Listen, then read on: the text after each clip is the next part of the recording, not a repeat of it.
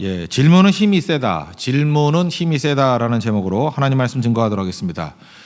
사실상 이게 굉장히 어려운 문제도 질문 하나를 잘 던짐으로 말미암아 이렇게 풀리기도 하고 위로받기도 합니다. 그래서 질문은 힘이 세다는 것입니다. 어떤 분이 그 회사에서 퇴사를 고민하고 있었답니다. 그러니까 퇴사하지 말라고 능력이 좀 있었는가 보죠. 이렇게 설득을 하는 사람들이 많았답니다. 그러니까 뭐 어떤 협박 비슷하기도 하죠. 나가서 뭐 할래? 뭐 회사가 전쟁터라면 나가면 지옥이야. 뭐 미생에 나오는 대사 이렇게 읊조리면서 뭐 이렇게 그만두면 안 된다는 얘기를 쭉 하잖아요. 요즘까지 취업하기 힘든 때 어딜 나갈라 그래. 그런데 한번 마음에 결심한 사람이 그런 설득 갖고 돌이키지 않죠. 더 굳건해지더라는 거예요. 더 나가야 되겠다. 근데 그 지혜로운 상관이 한 분 계시더랍니다. 그분은 질문을 하더라는 거예요. 그렇게 윽박지르거나 설득하려고 그러지 아니하고 궁금한데 나가서 하려는 일이 뭐냐 이렇게 묻더라는 거예요. 그러니까 당황스럽죠. 대답이 좀 머뭇머뭇거리더라는 거예요. 그랬더니 묻기를 나가서 일을 하려고 그러면 확고한 확신이 있을 거 아니냐고. 확신도 없이 나가려고 그러는 건 아닐 거니까 그 확신을 한번 얘기해 보라고. 자기도 당황스러웠대요. 나가긴 나가야 되는데 그렇게 구체적이지 않았대요. 사람이 다 그렇습니다. 그래서 띄엄띄엄 얘기를 했답니다. 그러면서 이제 자기가 당황스러워 하는데 자기도 약간은 좀 이렇게 흔들리기 시작하더라는 거예요. 그때 이렇게 질문을 하더라는 거예요. 그렇게 네가 하고 싶은 일이 있다 그러는데 그 일을 이 회사에서 하면 안 되겠냐. 진짜 큰 설득이죠. 듣는 순간에 될 것 같더래요. 그래도 밀리면 안 되기 때문에 아니라고. 그죠? 그래도 나가야 되겠다고 이렇게 고집을 부려서 1차 도전에 대해서는 넘어갔답니다. 그랬더니 두 번째로 질문하기를 나가는 거 좋은데 내가 도와줄 일이 있냐고. 이렇게 돕겠다고 나왔답니다. 그랬더니 사실 어디로 갈지 잘 모르니까 이직 갈 만한데 알려달라고. 그랬더니 두세 군데 이렇게 알려주더래요. 도움을 받죠. 그리고 마지막 세 번째를 묻더랍니다. 이제 이 회사를 나가야 되니까 한 가지 물어보겠다고. 우리 회사가 어떤 부분을 바로 잡아야 되겠냐고. 회사 안에 있을 때는 직원을 못 하잖아요. 그러니까 나가는 입장에서 그동안 느꼈던 거, 이 회사에서 고쳐야 될 부분이 뭐 수정해야 될 부분이 뭔지를 알려달라. 그랬더니 자기도 모르게 진짜 솔직하게 다 얘기를 하게 되더라는 거예요. 그랬더니 그분이 노트하면서 메모하더라는 거예요. 그러니까 질문 3번을 통해서 필요한 것 다 얻었죠. 지금도 두고두고 생각이 난다는 겁니다. 그래서 다시 그분하고 만난다 그러면 그분에게 설득당하지 않을 수 없을 것 같다고. 사람 마음을 그냥 완전히 빼앗아가 버린 거죠. 질문의 힘이라는 것입니다. 그러니까 질문 잘하는 방법, 오늘 그런 것들을 성경에서 좀 배워야 된다고 생각을 합니다. 요한복음 9장은 대표적인 질문인데 예수님과 제자들이 지나가다가 1절을 보니까 날 때부터 맹인된 사람을 봤습니다.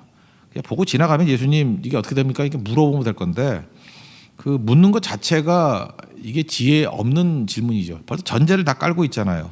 맹인이 된 것은 죄다라는 전제를 깔고 누구 죄 때문입니까? 이렇게 물었습니다. 자기 죄입니까? 아니면 부모 죄입니까? 그러니까 이게 점점 좁혀가지고 둘 중에 하나 답해. 무슨 범인 취조하듯이 이렇게 질문을 하잖아요. 이게 지혜 없는 질문이라는 것입니다.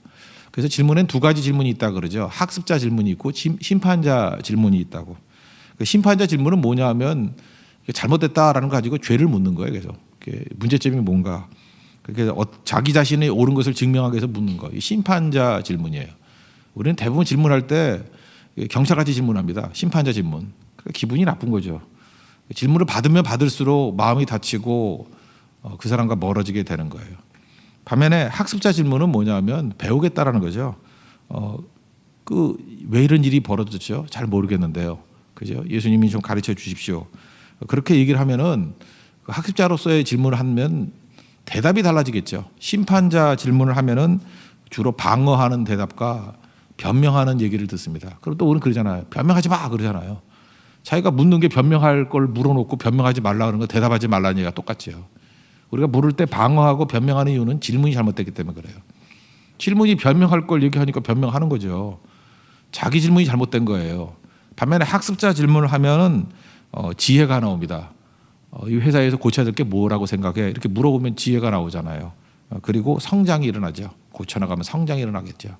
그래서 질문이 너무너무 중요하다는 것입니다. 그래서 오늘 이 내용을 정리를 해보면은 3가지 적용을 할 수 있을 것 같아요. 좋은 질문이 되기 위해서 필요한 것은 첫째는 열린 질문이 필요하다. 열린 질문. 반대는 닫힌 질문이겠죠.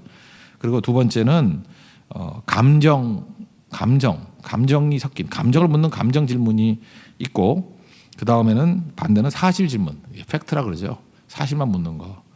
그리고 세 번째는 가능성 질문이 있죠. 가능성. 이 가능성 질문. 이 세 가지를 한번 우리 차례도 살펴보도록 하겠습니다. 첫 번째는 옳은 좋은 질문이 되기 위해서는요. 열린 질문이 돼야 된다는 것입니다. 열린 질문이라는 건 뭐예요? 그 속에 있는 것들 생각과 의견을 뽑아내고자 하는 질문이겠죠. 그래서 열린 질문이 될 때는 내가 학습자 질문이에요. 이렇게 그 사람이 얘기할 수 있도록 이렇게 열어주는 거예요. 닫힌 질문은 뭐죠? 대표적인 게 뭐예요? 예와 아니요로만 대답해. 뭐 국회 청문회 할 때 보면 그러죠. 자기가 다 말해놓고 예야 아니야 뭐 이런 식으로 되게 나쁜 질문이에요. 그죠? 그러면 뭐 아무것도 얻어낼 수 없는 거죠. 자기 의도를 가지고 얘기하는 거니까 그렇게 질문하는 건 저거는 엉터리다 이렇게 생각하면 틀리지 않습니다. 그러니까 우리가 질문할 때 그 속에 있는 것을 끄집어내기 위해서는 항상 열린 질문이 돼야겠죠. 예수님에 대해서도 예수님 대답을 들어야 될 거 아니에요. 궁금합니다. 이해가 안 됩니다. 예수님 말씀해 주시죠. 그럼 예수님이 다 설명해 주실 거 아니에요. 근데 전제를 가지고 다 자기가 닫힌 질문을 해버리잖아요. 이 맹인이 된 것은 죄 때문이다. 자기가 결론 내려놓고. 누구 죄입니까? 자기입니까? 부모입니까? 그 예수님이 할 건 뭐예요? 부모다, 자신이다. 그거밖에 할 말이 없잖아요. 그러니까 이런 거는 질문도 아니라는 것입니다. 그러니까 우리가 하나님 앞에서 꼭 붙들어야 될 것들이 뭐냐 하면은 하나님 앞에 물을 때도 열린 질문을 해야 돼요. 주님 뭐 이거 주세요. 이런 기도가 아니라 나를 이끌어 주십시오. 이게 열린 질문 아니에요. 내가 어디로 가야 되겠습니까? 하나님이 주인이라는 거죠. 그러니까 내가 종됨이 있고 주님이 주인됨이 있다 그러면 열린 질문을 할 수밖에 없다라는 것입니다. 예를 들어서 우리 열린 질문의 대표적인 예가 뭐 말레이시아 선교 갔다 오지 않았습니까? 그러면은 이렇게 질문할 수 있죠. 말레이시아 선교에서 가장 좋았던 게 뭐야? 이렇게 물으면 그 자기가 좋았던 거 이렇게 나오지 않을까요? 그래서 자기가 생각지도 못했던 부분에 있어서 유익을 얻을 수 있습니다. 근데 말레이시아 선교에서 뭐 문제 있었니 없었니, 뭐 다툼이 있었니 없었니, 누가 제일 뭐 문제가 있었니, 뭐 이렇게 물으면 이건 닫힌 질문이죠. 그렇게 물어서는 안 된다는 것입니다. 또 이렇게 준비하는 사람이 있으면 준비할 때 가장 신경 쓰이는 부분이 뭡니까? 이렇게 물어보면 그 대답에서 자기가 지혜를 얻잖아요. 자기 한계 속에 있는 게 아니라. 그 다음에 이번 일을 다 마치고 난 다음에 다음 사람이 반드시 점검해야 될 것들이 뭐라고 생각하십니까? 라고 하면은 그 질문 속에서 학습이 되잖아요, 다. 그래서 우리가 질문할 때 예요, 아니요로 대답하는 질문이 아니라 그 속에 있는 지혜가 나올 수 있는 열린 질문, 이게 꼭 필요하다는 것입니다. 특별히 신앙생활에 있어서는 내가 주인이 아니잖아요. 닫힌 질문을 하는 사람의 특징이 뭐냐면 다 바리새주의예요. 내가 다 안다는 거예요. 내가 주인이라는 거예요. 율법주의적인 생각이 있기 때문에 닫힌 질문을 하는 겁니다. 결론 다 내려놓고. 근데 우리가 종이고 부족하고 약한 존재라는 걸 깨닫게 되면 하나님 앞에서 열린 질문을 할 뿐만 아니라 성도와 성도 사이에서도 겸손함이 뭐예요? 열린 질문으로 간다는 것입니다. 그래서 질문이 열렸느냐 닫혔느냐, 첫 번째 질문이 되었으면 좋겠습니다. 그리고 두 번째는 감정 질문이냐 사실 질문이냐. 이 감정 질문이란 게 뭐예요? 그의 마음과 심정에 초점을 맞추는 거죠. 반면에 사실 질문은 사실에 근거해서 상대방의 정곡을 찌르는 거예요. 우리 가운데 보통 이렇게 좀 덜 된 인간들은 맨날 이런 얘기를 하죠. 내가 없는 이야기 했냐고. 그 사실이라 할지라도요, 자꾸만 거듭거듭 말하는 거는 형제를 이간하는 자라 그랬잖아요. 그 팩트 폭행, 요즘에 그런 말 많이 쓰대. 팩폭. 팩트는 팩트인데 그게 폭행이 될 수 있다니까요. 그죠? 여기 맹인인데 맹인이라는 거 팩트 폭행 아니에요. 그죠? 맹인인 건 뭐 부인할 수 없잖아요. 근데 죄인이라고 그러잖아요. 맹인은 사실인데 죄인이라는 건 연결고리고 아니라고 부인하기도 힘들고 그 입증 책임이 맹인에게 있는 건 아니잖아요. 그죠? 근데 그러지 않아도 힘든데 이렇게 나가는 거. 그래서 우리 가운데 많은 사람들이 사실을 얘기한다 그러면서 사람을 갈기갈기 찢어놓는 경우가 많이 있고 어떻게 마귀의 종도를 할 때가 많이 있다라는 것입니다. 그럴 때는 중요한 게 뭐냐 하면은 감정 질문을 해야 된다는 거예요. 이 날 때부터 맹인으로 태어났습니다. 그러면 억울함도 있지 않겠습니까? 얼마나 억울했을까?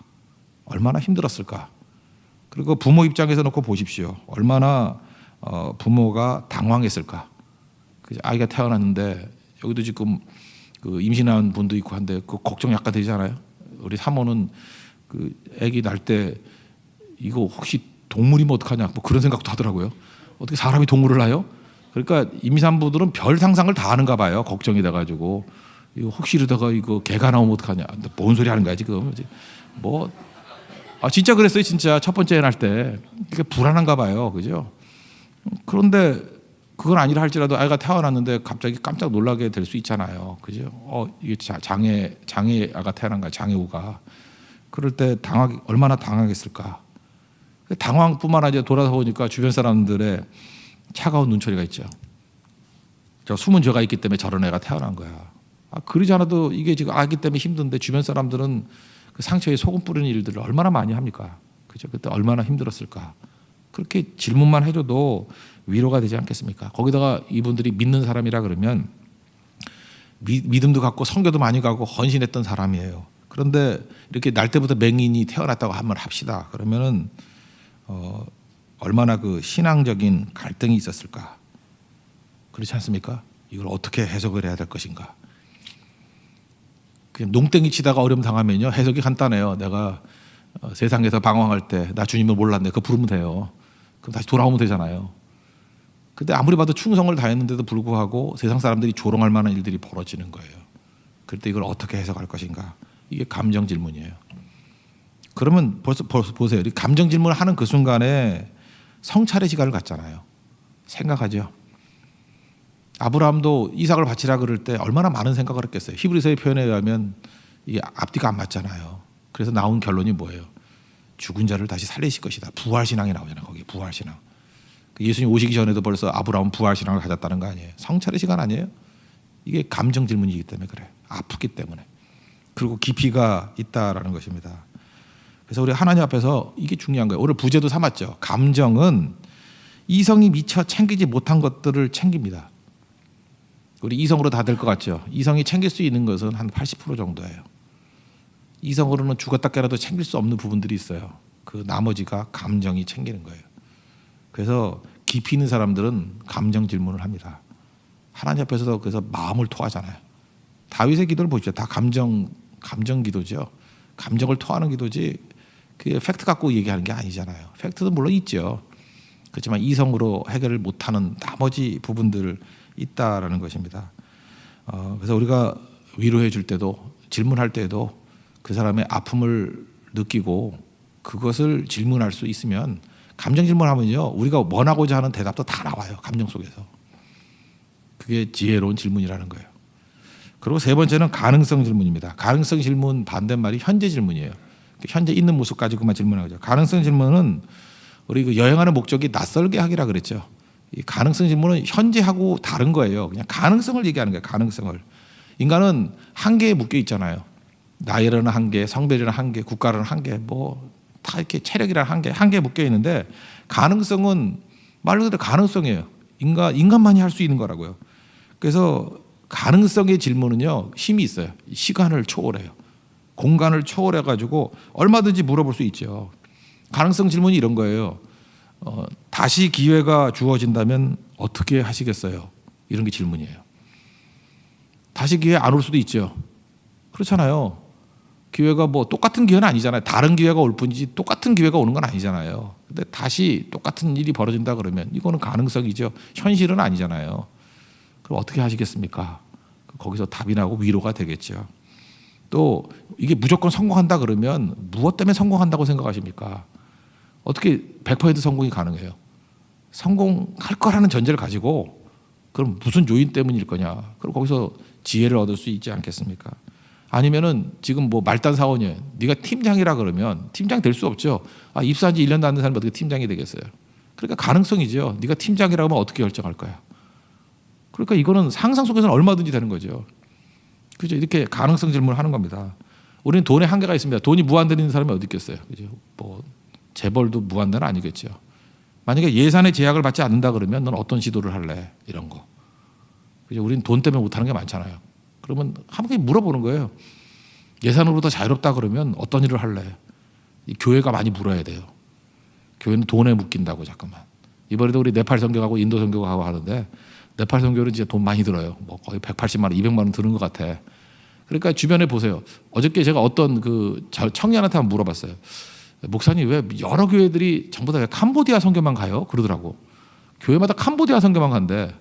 내가 참 대답하기도 민망한데 거기는 선교의 자유가 있어요.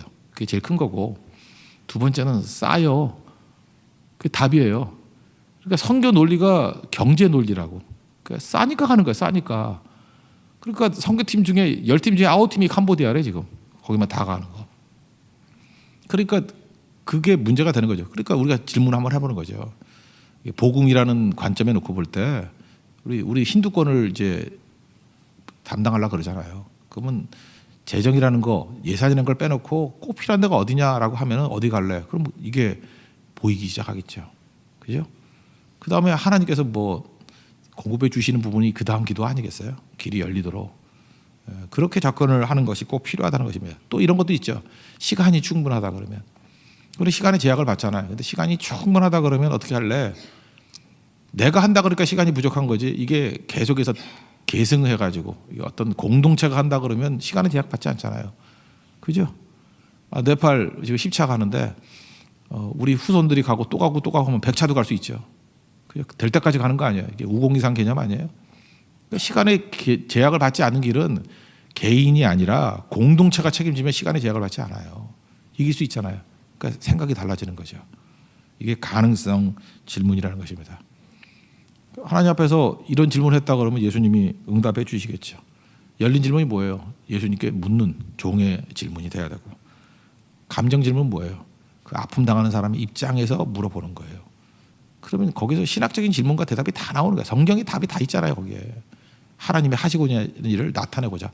이 사람이 눈 뜨는 걸 통해 가지고 하나님이 영광 받으시고 예수님 메시아됨을 증명하잖아요. 하시는 일 증명했죠. 그렇게 되면 아하 하고 은혜 받고 깨닫게 되지 않겠습니까? 그리고 가능성이죠. 우리는 뭐예요? 예수님이 함께 계신다면 못할 게 없잖아요. 그죠? 하나님이 일하신다면 못할 게 뭐가 있겠어요? 돈이 문제예요? 예수님이 말씀하시면 물이 변해 포도주 됐네. 예수님이 말씀하시면 바디메가 눈을 떴다네. 우리 찬양하는 이유가 뭐예요? 그게 가능성 질문이거든요. 예수님이 함께 하신다 그러면 못할 일이 없다. 뭐든지 다 할 수 있음을 믿고 의지하는 우리 하나님의 종 되기를 바랍니다. 그래서 십자가 의지하고 나가는 거예요. 예수님 의지하면 우리 질문이 바뀔 수밖에 없다는 것입니다. 여러분의 질문이 이 세 가지 꼭 점검하십시오. 열린 질문인가, 감정 질문인가, 가능성 질문인가. 이 세 가지 정도를 묻는다 그러면 질문이 바뀔 것이고 태도도 바뀔 것이고 또 나에게는 지혜가 있고 상대에게는 성장이 있는 우리 풍성함이 있는 우리 공동체가 될 것입니다. 모두 다 자리에서 일어나겠습니다. 조금 전에 우리 찬양했던 거 같이 다시 한번 찬양합시다. 264장 1절과 2절 하겠습니다.